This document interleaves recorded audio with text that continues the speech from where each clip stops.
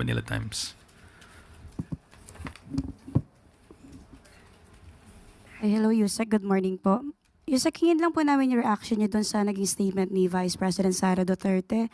Ang sabi niya po, sa totoo lang, hindi naman po ako nagta-travel dahil gusto kong mag-travel. Nagta-travel ako, lumalabas ako ng bansa dahil frustrated ang Filipino communities abroad sa nangyayari dito sa ating bayan. So ano po ang statement ng palasyo dito? Thank you.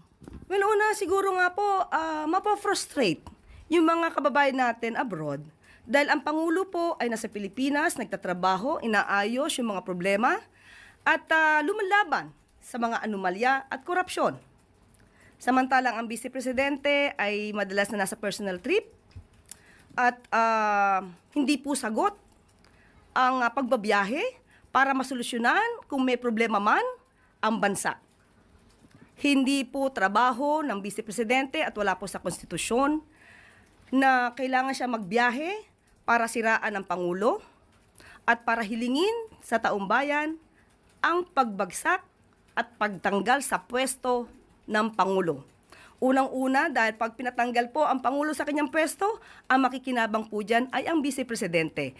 Hindi po iyon trabaho ng Presidente. Maliwanag naman po siguro yan sa ating konstitusyon.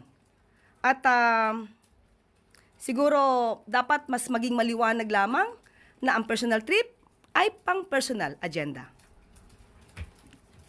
Yusek, isa pa po, sabi rin po ni Vice President Sara Duterte that she will explain the use of her confidential funds in the proper forum, saying that the accusation should not be a mere moro-moro or allegation with partisan motives. So ano po ang reaction niya dito? Noon pa po dapat niya ginawa.